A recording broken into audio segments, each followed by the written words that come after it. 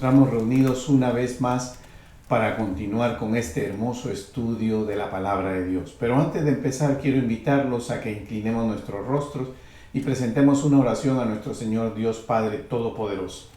Inclinemos nuestros rostros. Señor, te damos gracias por esta noche.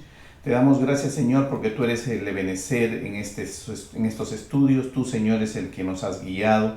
Tú eres el que derrama esa sabiduría, el entendimiento, Señor. Por eso hoy te pedimos que a través de tu Espíritu Santo nos guíes, Señor, en esta noche para entender el verdadero mensaje que tú tienes para nosotros. Te lo pedimos en el precioso y maravilloso nombre de nuestro Señor Jesucristo. Amén, amén y amén. Hermanos, buenas noches. Nos encontramos una vez más reunidos para continuar con estos hermosos estudios que hacemos de la palabra de Dios. En esta oportunidad vamos a dar inicio a un nuevo libro, el libro de Samuel. Como nosotros sabemos, el libro de Samuel lo tenemos en la Biblia, ¿no?, como en dos tomos, el primer y segundo libro de Samuel. Sin embargo, antes de entrar al desarrollo de esto, vamos a explicar algunas cosas. Para empezar, el día de hoy vamos a iniciar el estudio del primer libro de Samuel y vamos a estudiar entre los capítulos 1 y 3. Esos son los que vamos a tocar el día de hoy. Pero antes de empezar el desarrollo propio de este libro, quiero que hagamos una mirada un poco retrospectiva para saber cómo encontramos y cómo se manejó esto, cuál es el contexto en el que se envolvieron, cuál fue la geografía bíblica para entender el verdadero mensaje. El libro de Samuel es un libro que pertenece al Antiguo Testamento. Es un libro que viene escrito y que desde el punto de vista hebreo, judío, pertenece al Tanaj, ¿no? Está dentro de ese bloque de libros. El libro de Samuel en sus inicios siempre fue un solo rollo, fue un solo libro, no fueron primera y segunda de Samuel, fue un solo libro que a través de los años, cuando en el último periodo del Imperio griego, en el dominio de Israel, el Imperio griego helenizó mucho la zona. ¿Qué quiere decir esto? Que influenció mucho con sus costumbres, pero sobre todo con su idioma. Entonces, el griego en aquel entonces, en años antes del nacimiento de Cristo, en los últimos años del periodo de dominio del Imperio griego, ellos lograron imponer que el idioma griego se convirtiera en un idioma universal, a través de los cuales se establecieron comunicaciones entre hombres de diferentes pueblos. Por decir una comparación, el inglés al día de hoy es una lengua que se ha universalizado, y cuando uno va a países donde no se entienden las personas por el idioma, se trata de usar un idioma universal que es el inglés, que es el medio por el cual todos nos logramos comunicar. Es el idioma que más conocemos a través de lo que es el mundo para la comunicación. De la misma manera sucedió en aquellos años con el idioma griego. Entonces, esto motivó que el Tanaj, o el Antiguo Testamento para nosotros, en ese entonces, entre los años 250 y 100 antes de Cristo, antes del nacimiento de nuestro Señor Jesucristo, se tradujera del hebreo, que fue escrito en su idioma original, a el griego. ¿Cómo se llamó esto? Se llamó la Septuaginta. Esta fue la primera traducción que se hizo al Antiguo Testamento, para entenderlo así como lo manejamos nosotros, o al Tanaj, que es la manera en que lo designan los hebreos a su compendio de 26 libros que ellos tienen ahí. Entonces, esta primera traducción, llamada Septuaginta, sucedió entre los dos años 250 y 100 antes del nacimiento de nuestro Señor Jesucristo. Fue ahí, en esta traducción, en la Septuaginta, que este libro, un solo rollo que correspondía con el nombre de Samuel, fue dividido en primera y segunda de Samuel. Por eso nosotros hoy manejamos en la palabra de Dios primera y segunda de Samuel. De ahí es donde proviene. Otro aspecto que también tenemos que analizar es el contexto en el que se viene escribiendo y se vivió en ese momento. Como nosotros hemos estudiado el libro de Ruth y hemos estudiado Jueces, ese es el tiempo en el cual Samuel viene al escenario, ¿no? Porque Samuel es el último juez que tiene este bloque, este periodo. El periodo de Jueces es un periodo aproximadamente de 200 años que sucede. En esos 200 años nosotros hemos tenido una característica que es que el pueblo de Israel todo el tiempo iba y venía. O sea, seguía y dejaba de seguir las cosas de Dios. Todo el tiempo leemos, cada vez que empezamos un nuevo juez, decía, y el pueblo hizo lo malo, ¿no?, ante los ojos de Jehová, el pueblo de Israel. ¿Por qué? Porque cuando había un juez, el pueblo volvía a los caminos, pero cuando este juez terminaba su mandato y no se nombraba inmediatamente jueces, el Señor no nombraba inmediatamente jueces, entonces el pueblo volvía nuevamente a adoptar las costumbres y a seguir los dioses de los pueblos que vivían entre ellos, porque estaban en un proceso de conquista. Habían ingresado a la tierra prometida y estaban en un proceso de conquista. Entonces, como lo podemos ver, el pueblo tuvo un deterioro en cuanto a lo que es el respeto y las consideraciones de Dios. Iba y venía, ¿no? Otro aspecto también es que a través de Samuel se sucede la transición de jueces a reyes. Samuel es el último juez y es el que hace la transición de jueces a reyes. El primer rey, Saúl, y David también está incluido. En el segundo mandato de reinado es David. En este libro de Samuel, de primera y segunda de Samuel, tenemos las historias de lo que corresponde a la vida de este gran profeta Samuel, la historia de Saúl, el primer rey, y la historia de David, el segundo rey de Israel. Como podemos darnos cuenta, y si hacemos una mirada rápida, nos vamos a dar cuenta que en el capítulo 25 del primer libro de Samuel tenemos que Samuel muere. Eso significa que quien escribió el libro de Samuel definitivamente no fue solo Samuel, si es que él fue el que participó en esta escritura. No se conoce quién es el autor real del libro, porque el libro tiene la vida de Samuel, la vida de Saúl y la vida de David. Eso significa que es un periodo largo de tiempo en el cual se detallan todos estos hechos. Por eso no conocemos básicamente quién escribió este libro de Samuel. Sin embargo, Samuel fue un profeta que dejó un gran legado en las cosas que corresponden a las cosas de Dios. Fue un profeta especial para Dios. Y los invito a que vayamos a Salmos capítulo 99, versículo 6. Salmos capítulo 99, versículo 6. Porque ahí nos vamos a dar cuenta qué tan especial era este profeta, o fue este profeta para Dios. Lo voy a leer dice, Moisés y Aarón entre sus sacerdotes y Samuel entre los que invocaron su nombre, invocaban a Jehová y él les respondía. Todos sabemos quién fue Moisés y cómo era el trato con Dios. Cada vez que Moisés tenía que hablar con Dios, Dios atendía el llamado de Moisés para ver qué es lo que estaba sucediendo.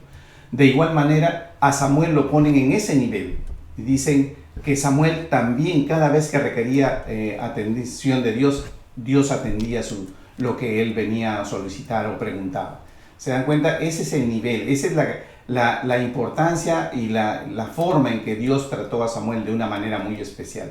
Sabemos que Samuel fue dedicado por su madre, y eso significa que tenemos también la historia de Ana, que envuelve a Samuel, que es la madre de Samuel, y tenemos la historia más adelante de Abigail, que está relacionada con lo que es David.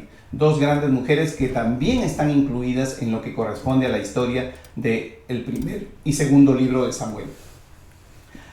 Otra cosa también que es importante resaltar es que durante estos 200 años aproximadamente que duraron el periodo de jueces, se instaló el tabernáculo en la ciudad de Silo.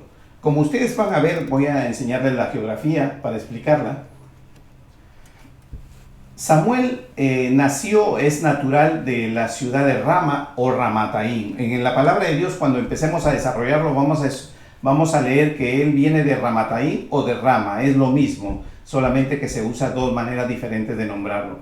Y todo el movimiento que vamos a observar es que todos se mueven hacia la ciudad de Silo. ¿Por qué? Porque en Silo está posesionado el tabernáculo de Dios. Samuel, vamos a hacer un acercamiento para darnos cuenta. Samuel nació en Rama y se movieron hacia Silo para todo lo que corresponde a la vida de Samuel sucede en Silo, porque Samuel es dedicado para las cosas de Jehová. Actualmente esta ciudad, que ahora es un sitio turístico en ruinas, se encuentra en la Palestina, en la Cisjordania también, que le llamamos. No es ya la ciudad que fue, eso ahora solo son ruinas que la gente visita de manera turística, ¿no?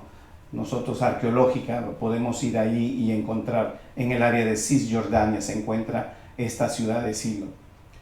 Como podemos ver en la geografía bíblica, nos damos cuenta que el tabernáculo de Dios fue posesionado cuando el pueblo de Israel cruzó el Jordán y tomó parte de la tierra prometida en un principio. El tabernáculo fue armado en lo que es la ciudad de Silo. En esta ciudad de Silo, donde el tabernáculo es armado, ahí estuvo por 400 años. ¿Qué significa eso? Casi 400 años. ¿Qué significa eso? Significa que Silo fue la ciudad más importante para los israelitas, para los hebreos de ese entonces. ¿Por qué? Porque ahí es donde ellos iban para cumplir con las cosas que correspondía a la ley de Dios que se les había dado y que le hemos estudiado cuando vimos el estudio de Levíticos, básicamente, que es el libro que más concentra las leyes, pero sabemos que también hay parte de ellas en Éxodo y en Números y aún en Deuteronomio. Estas leyes de Dios que le dio para que el pueblo de Israel pueda vivir, fue de cumplimiento y fue la ciudad más importante. No lo fue Jerusalén. Jerusalén no recibió el tabernáculo. 400 años sí lo fue como la capital del pueblo hebreo. Posterior a ese tiempo, cuando ya viene Salomón, es que recién se construye el primer templo y se construye en Jerusalén, ¿no? Y la ciudad de Jerusalén pasa a ser la ciudad más importante, ¿no? Viene a ser la capital del pueblo de Israel, del pueblo hebreo, ¿no? Empieza con Salomón en el primer templo, sigue con Esdras y Nehemías en la construcción del segundo templo, después que se destruye el primer templo, y aún será la sede, como proféticamente está escrito, la sede del tercer templo que se construya en estos últimos tiempos. Y así es como vemos que la ciudad más importante en un principio no fue Jerusalén, sino fue Silo, y después se movió, después de casi 400 años, se movió a lo que es hoy Jerusalén, que es la que conocemos con el mismo nombre, ¿no?, en la actualidad. Y así nos damos cuenta cómo este bloque, cómo esta escenografía y este contexto influenció. Y eso también es necesario hacerlo notar antes de empezar la historia.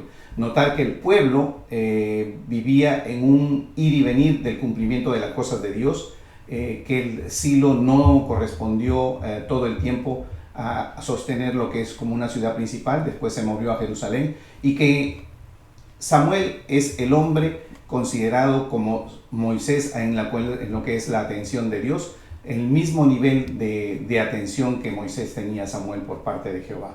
Entonces ahora los invito a que me acompañen y vamos a empezar el detalle de este libro, estudiar este libro, y vamos a irnos al capítulo 1, versículo 1. Por favor, acompáñenme con sus Biblias.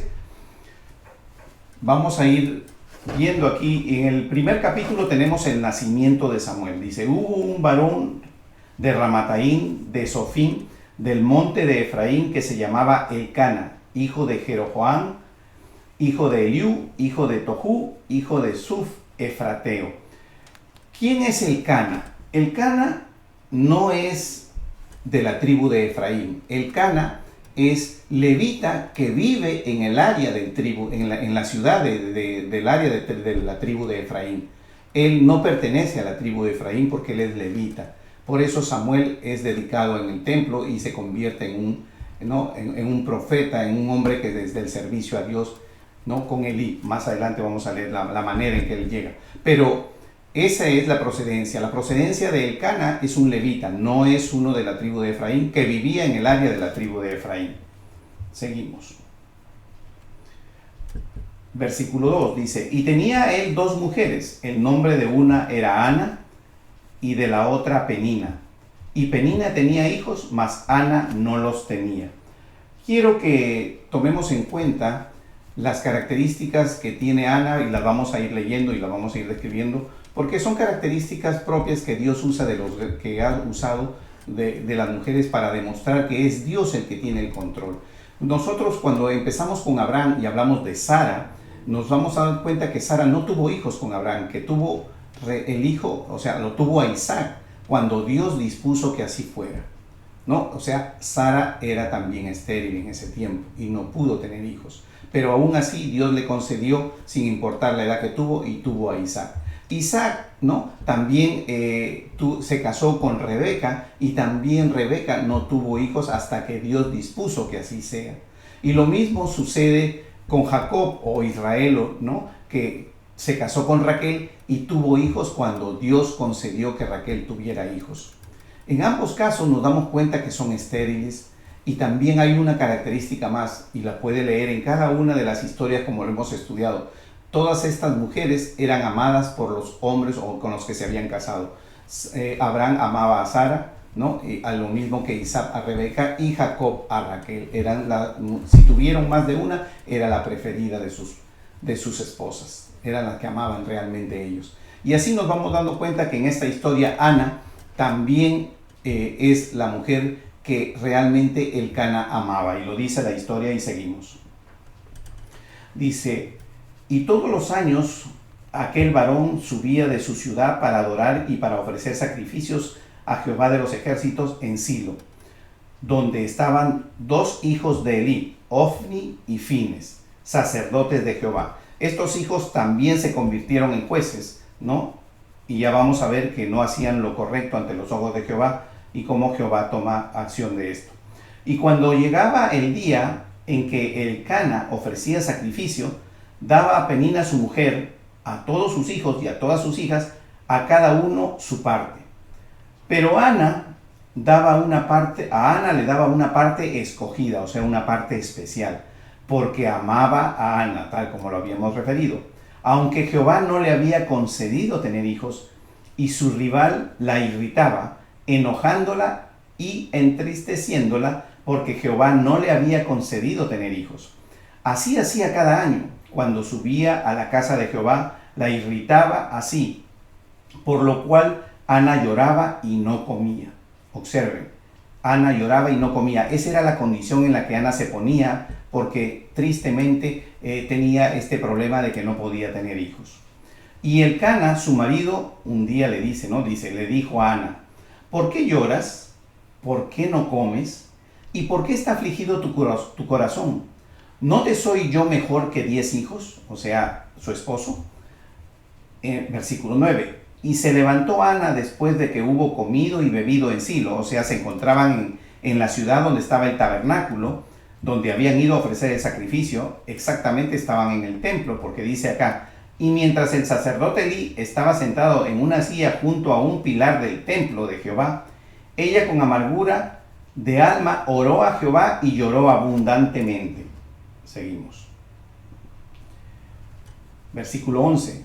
E hizo voto diciendo: Jehová de los ejércitos, si te dignares mirar a la aflicción de tu sierva, y te acordares de mí, y no te olvidares de tu sierva, sino que dieras a tu sierva un hijo varón, yo lo dedicaré a Jehová todos los días de su vida, y no pasará navaja sobre su cabeza. Aquí tenemos dos circunstancias que podemos resaltar. Primero, Ana hace un voto. Sabemos y hemos estudiado que cuando una mujer hacía un voto, el voto era válido si su esposo no se oponía al cumplimiento de él, o simplemente tomaba una acción pasiva y no decía nada. Se tomaba esa acción pasiva como una aceptación del voto, y entonces el voto era válido. En este caso, no registra que Elcana se haya mencionado una oposición al voto que Ana hizo, lo que significa que el voto era válido y se tenía que cumplir. Y la otra circunstancia es que hace mención de que ella dentro del voto dice que lo dedicaría todos los días de su vida y que no pasaría navaja sobre su cabeza. En algunas circunstancias, y sobre todo si vamos a Números capítulo 6, vamos a leer las características de los hombres o de las personas que hacen el voto nazareo. Sabemos y conocemos por la historia de Sansón que Sansón era nazareo desde antes de su nacimiento. El mismo caso sería para Samuel. ¿Por qué? Porque su madre lo dedicó, hizo un voto de dedicación, incluyendo que no se cortaría el pelo, porque inclusive de haberlo concebido.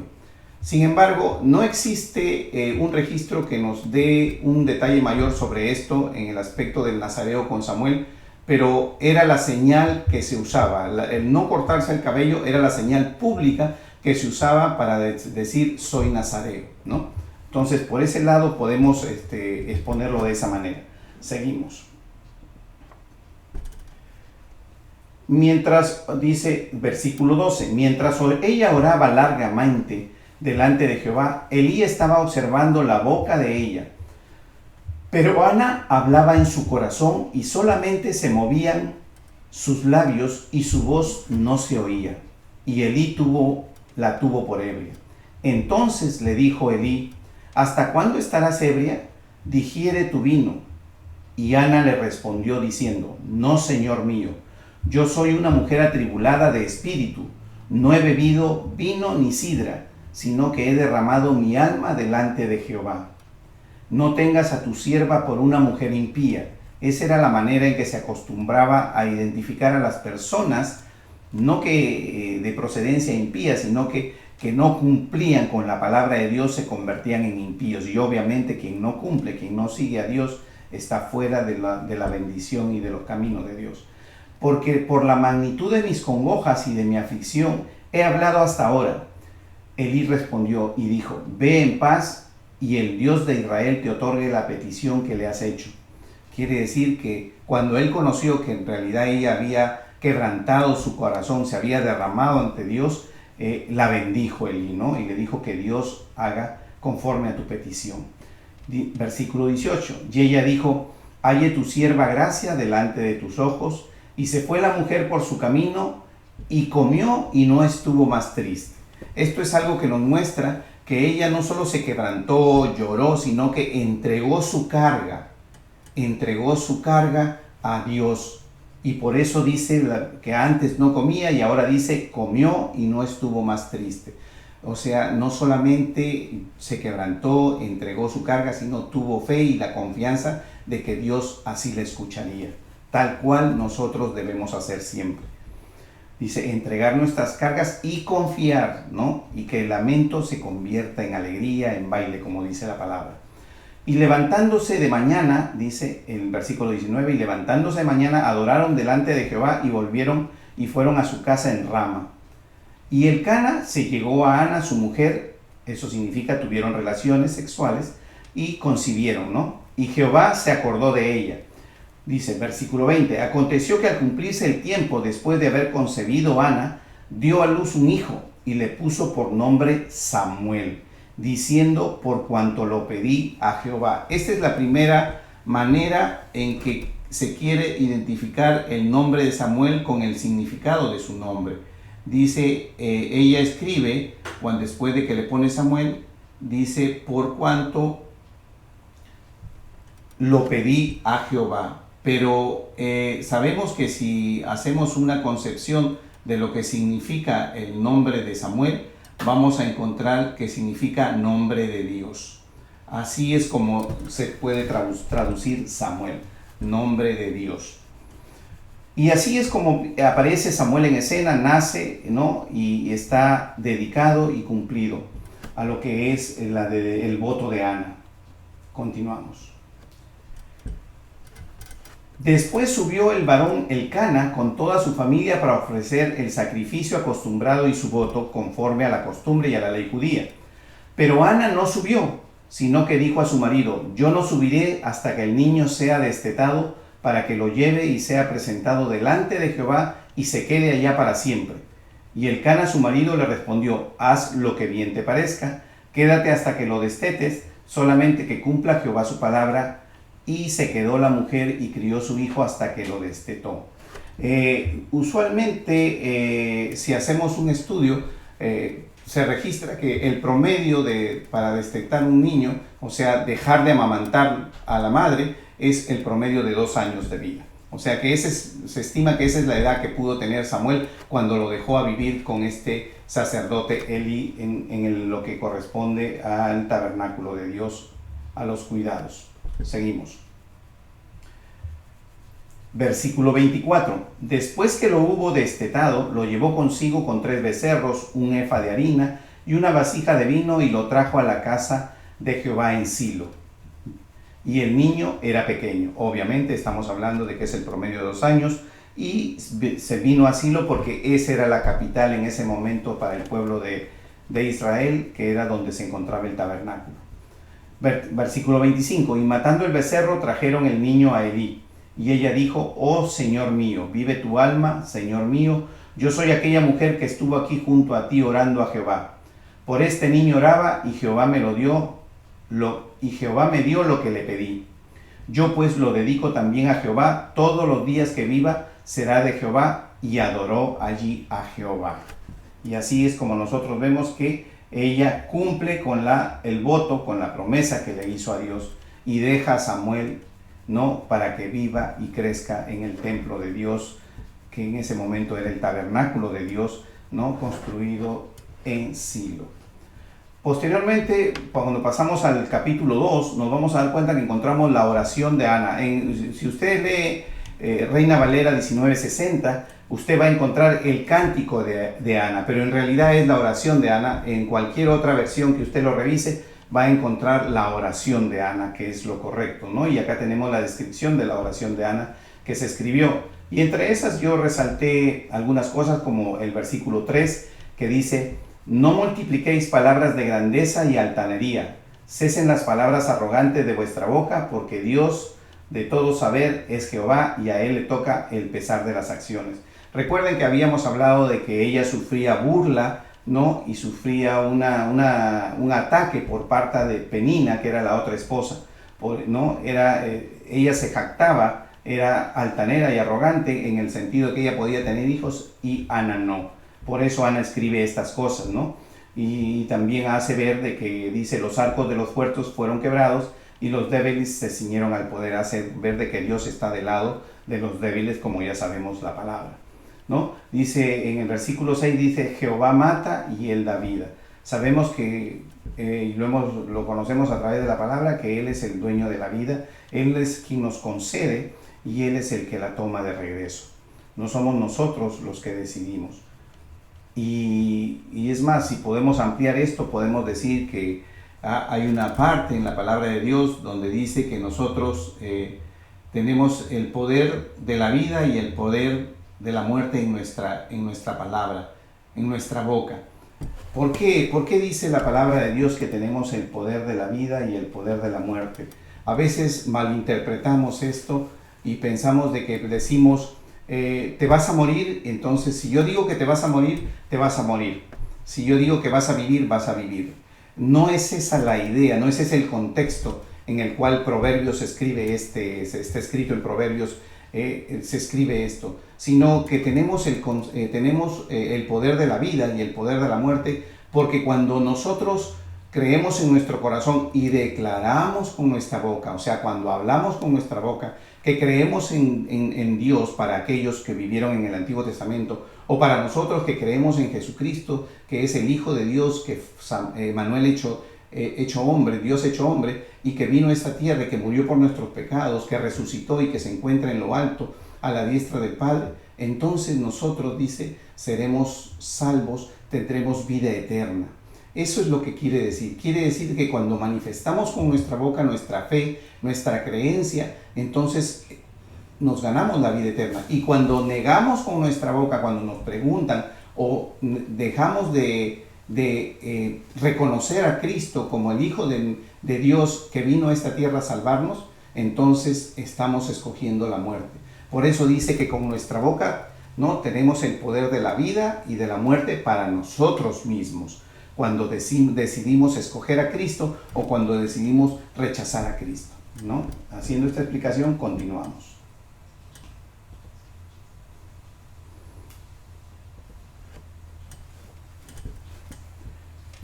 Y dice, versículo 7, dice: Jehová empobrece y él enriquece, abate y enaltece. Y sabemos que todo lo puede Jehová, porque él es el Dios todopoderoso, el Dios de lo posible y de lo imposible, ¿no? Y ella tiene, acá tenemos toda la oración. Usted puede leer detenidamente todos los versículos si desea, y todo se va a dar cuenta que está para reconocer que Dios es el Dios Todopoderoso y Él lo puede todo.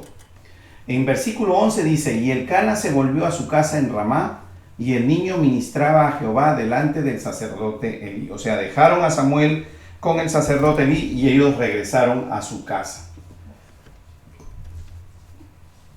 Versículo 12 dice, los hijos de Elí eran hombres impíos.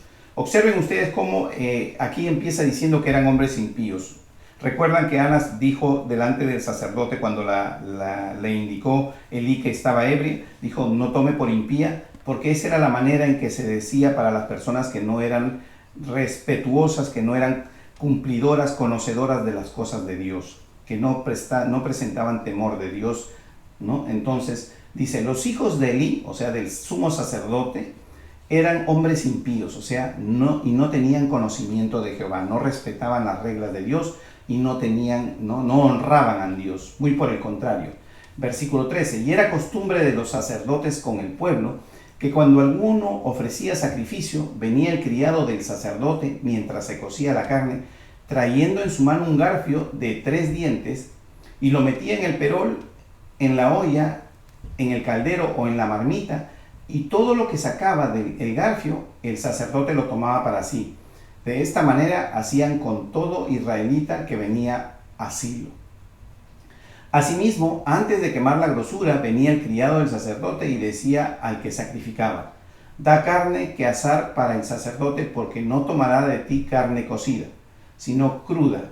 Y si el hombre le respondía, quemen la grosura primero y después toma tanto como lo quieras, él respondía, no, sino dámela ahora mismo, de otra manera yo la tomaré por la fuerza. Observen ustedes la manera en que estos hijos de Elí actuaban en su funcionalidad como sacerdotes. Versículo 17, era pues muy grande delante de Jehová el pecado de los jóvenes, porque los hombres menospreciaban las ofrendas de Jehová. Y el joven Samuel ministraba en la presencia de Jehová vestido con un efod de lino. Y le hacía a su madre una túnica pequeña y se la traía cada año cuando subía con su marido para ofrecer el sacrificio acostumbrado.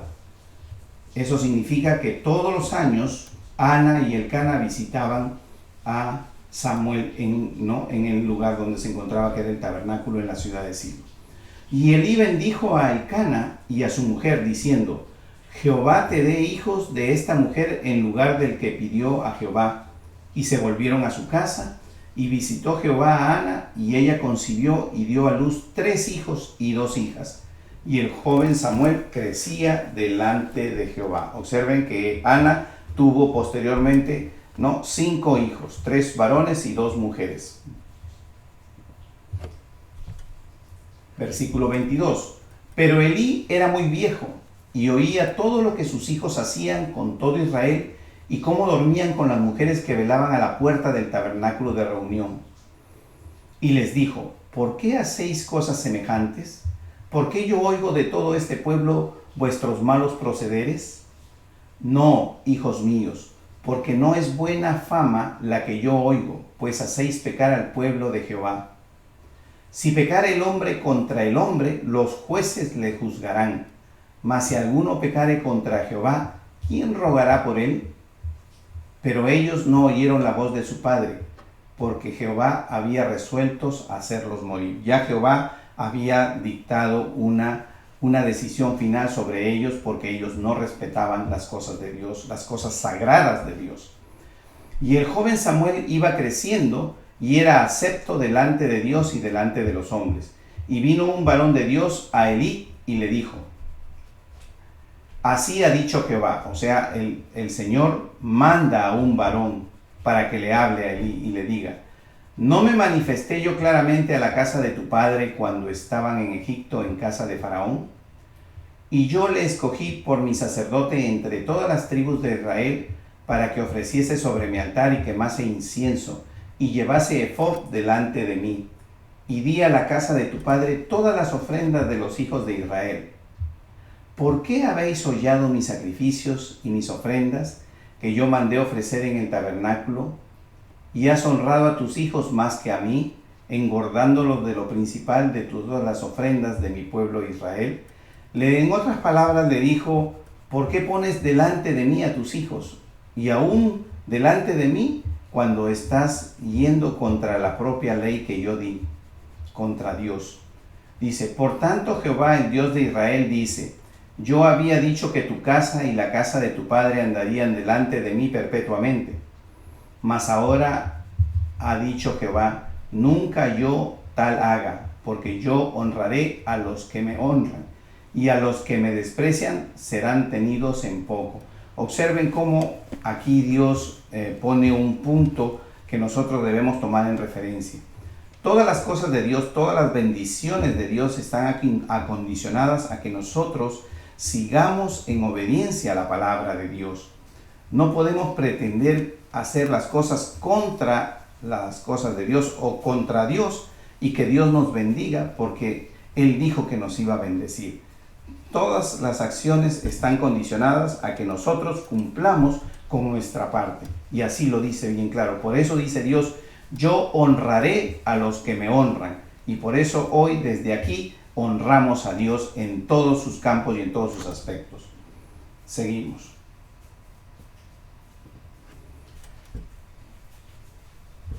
Versículo 31. He aquí vienen días en que cortaré tu brazo y el brazo de la casa de tu padre, de modo que no haya anciano en tu casa. Verás tu casa humillada mientras Dios colma de bienes a Israel, y en ningún tiempo habrá anciano en tu casa. Y el varón de los tuyos que yo no corte de mi altar será para consumir tus ojos y llenar tu alma de dolor, y todos los nacidos en tu casa morirán en la edad viril, o sea, jóvenes.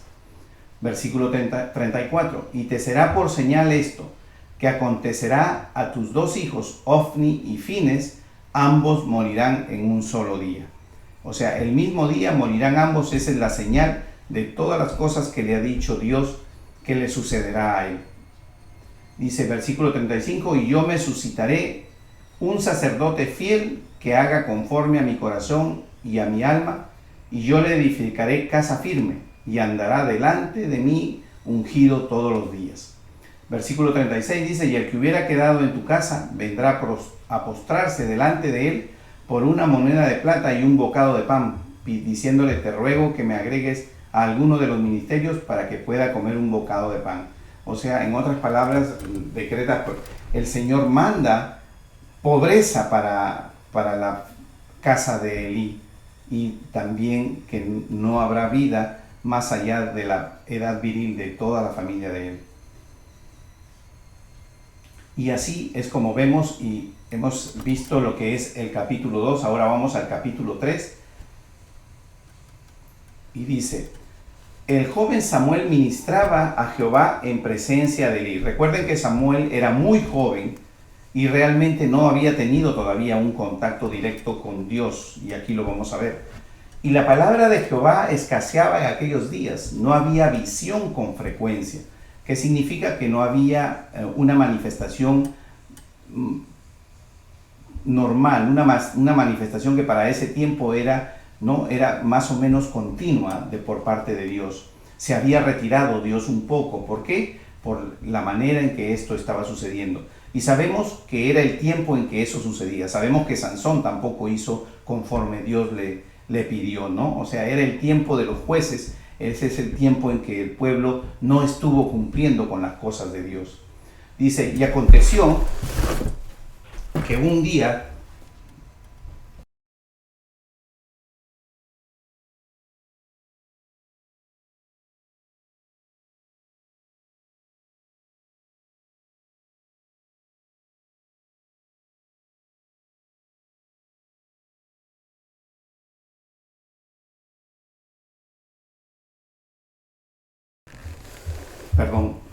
y aconteció un día que estando Elí acostado en su aposento, cuando sus ojos comenzaban a oscurecerse, de modo que no podía ver, Samuel estaba durmiendo en el templo de Jehová, donde estaba el arca de Dios, y antes que la lámpara de Dios fuese apagada, Jehová llamó a Samuel y él respondió, heme aquí. Y corriendo luego a Elí, dijo, heme aquí, ¿para qué me llamaste? En otras palabras, Samuel pensó que Elí lo estaba llamando. ¿Por qué? porque nunca había tenido este contacto con Dios. Era la primera vez que Dios se le estaba manifestando a Samuel. Y esto sucede, y lo leemos en el versículo 5, en el versículo 6, en el 7 y 8, lo vemos que sucede por 3 veces consecutivas. Y las 3 veces consecutivas nos damos cuenta que Samuel va donde Elí. Pero en la tercera vez, Elí le dice así, ¿no? Vamos a leer versículo 9. Y dijo Elí a Samuel: ve y acuéstate, y si te llamare dirás: habla Jehová, porque tu siervo oye. Así se fue Samuel y se acostó en su lugar.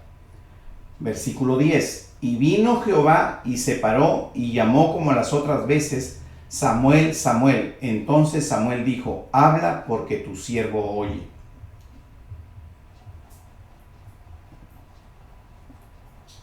Y Jehová dijo a Samuel: he aquí, haré yo una cosa en Israel, que a quien la oyere le rechiñarán ambos oídos. Aquel día yo cumpliré contra Elí todas las cosas que he dicho sobre su casa, desde el principio hasta el fin, y le mostraré que yo juzgaré su casa para siempre por la inequidad que él sabe, porque sus hijos han blasfemado a Dios y él no los ha estorbado. La función de todo sacerdote en su casa es no permitir, no dejar de hacer lo que le corresponde funcionalmente como debe ser, de advertir que esto no suceda. Porque a Dios, Elí tenía la funcionalidad de poder haberlos retirado del servicio a Dios por no estar haciendo lo correcto, y él no hizo. Mantuvo a sus hijos y dejó que ellos ministraran indebidamente las cosas de Dios. Dice, por tanto, versículo 14, por tanto yo he jurado a la casa de Elí que la inequidad de la casa de Elí no será expiada jamás, ni con sacrificios ni con ofrendas. Eso quiere decir, no será perdonada jamás. Versículo 15, y Samuel estuvo acostado hasta la mañana y abrió las puertas de la casa de Jehová, y Samuel temía descubrir la visión de Elí. Samuel no sabía exactamente lo que Elí había recibido una palabra detallada sobre esto, pero aún así sabía que se trataba de algo que no era bueno. Versículo 16, llamando pues Elí a Samuel, le dijo: hijo mío Samuel. Y él respondió: heme aquí. Y Elí dijo: ¿qué es la palabra que te habló? Te ruego que no me la encubras, y así te haga Dios, y aún te añada, si me encubrieras la palabra de todo lo que habló contigo. Y Samuel se lo manifestó todo sin encubrirle nada. Entonces él dijo: Jehová es, haga lo que bien se le pareciere. Versículo 19, y Samuel creció, y Jehová estaba con él, y no dejó caer a tierra ninguna de sus palabras. Observen, todo lo que Samuel decía que le había dicho Jehová se cumplió, nunca dejó de cumplirse. Y todo Israel, desde Dan hasta Berseba, conoció que Samuel era fiel profeta de Jehová, y Jehová volvió a aparecer en Silo, porque Jehová se manifestó a Samuel en Silo por la palabra de Jehová.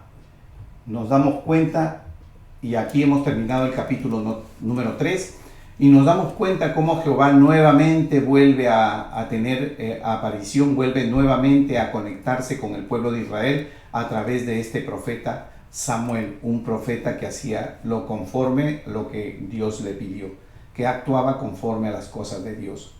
Y así, hermanos, hoy día hemos terminado este estudio introductivo básicamente de lo que vendría a ser este libro primero de Samuel. Les doy gracias por su atención y les pido que me acompañen el próximo martes a las 8:30 de la noche. Gracias, Dios los bendiga.